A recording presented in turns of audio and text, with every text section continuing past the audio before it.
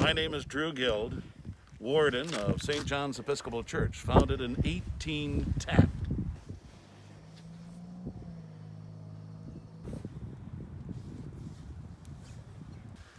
Well, Barnie Parker Sharing Shed was started 2 weeks after COVID took effect in the area here, after they closed down a lot of things, and we even had to stop our church services right in the middle of Lent a year ago, basically.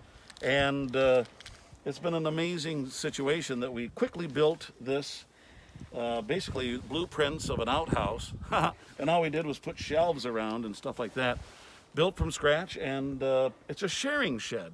So people bring stuff in, take things out, and it's for people that are in need, and not just anybody that's in need, but people that need things at the last second, such as, I don't know, corn muffins, or a slice of bread, or some eggs, or something like that. People that are in need. And it's grown exponentially throughout the area here because, you know, it's rural America out here, rural America. It's been a mission of St. John's for almost a year now. It has been in planning. We really didn't want to start it up right away, but we were basically pushed by the grace of God to move this forward, and it's grown exponentially, and it's gone from just a church mission to literally an outreach to the entire community. We have more people basically involved in the Barnie Parker Sharing Shed than that are members of St. John's Episcopal Church. My name is Meg Wagger, and as a child, I grew up in this church with my family. I no longer live in the area. We live in Lockport, but we will come down periodically for church services and especially to support the Sharing Shed, which was something that came to fruition when my dad passed, Barney Parker. When he passed away, the memorials that came to the church were put to use by putting together the Barnie Parker Sharing Shed, and it's grown, I can see, because it's no longer just a shed. It's a basement and a shed. And so we came down to volunteer today because I think that the shed runs 24/7, but the indoors is only available if there's volunteers. Originally, it was supposed to be just canned goods and cereals and things like that people need, and meats and canned meats and things like that. It's turned into clothes, even puzzles of all things. It's grown beyond my wildest dreams, and and also we don't take names. We don't have lists of names.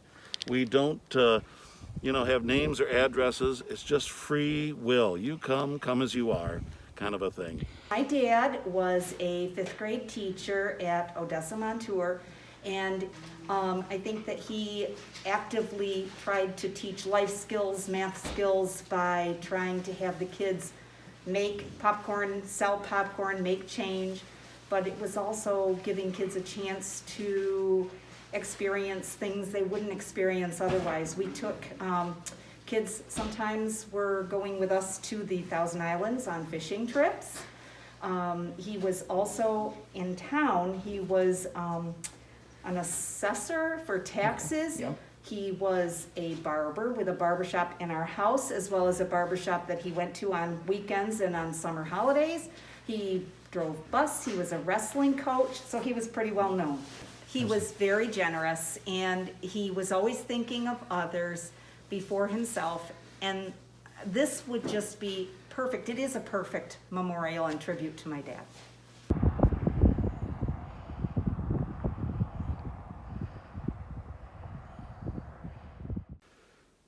Where do I begin about the history here of St. John's? It was started in 1810 here in Johnson Settlement, before it was called Catherine's Corners. The whole idea here was, if you can believe it, was starting the church up here on a hill, because down in the valley at the time was the Genesee fever. The Genesee fever took many lives back in the day and stuff. They would have the sunshine and fresh air on the hill, and apparently the pestilence was in the valley. So that's amazing history. Now, this building, the pews are from 1834, rebuilt twice. We have communion vessels and things from the Civil War era of the early 1860s.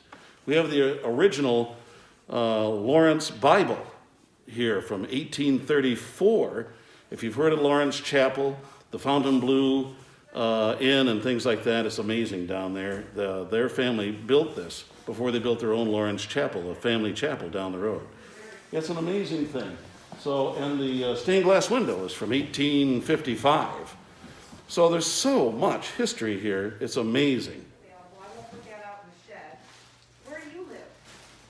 Anyone in the community can drop things off, various sundries, anyone in the community.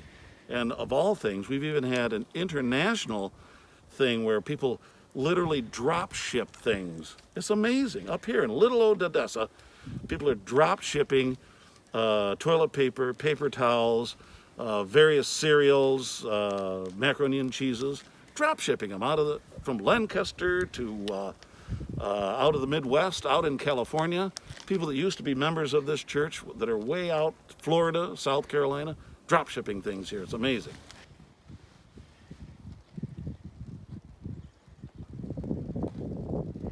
When it's too cold to store canned goods and perishable items such as that, we've moved a lot of our canned goods, most of them, inside. So we have sort of a pantry, which we didn't originally want to do. And guess what? It's morphed, if I might use that term. It's morphed into that, where we have a pantry downstairs with all the items being shelved as much as possible. The shed is open 24/7. The light is always on up there, and that's our safety factor. And you can come in the middle of the night if you need it. Oh my gosh, at 10, or even I've seen people here at 5:30, 6 o'clock in the morning that need things. It's an interesting thing that we have going on here. So ask away.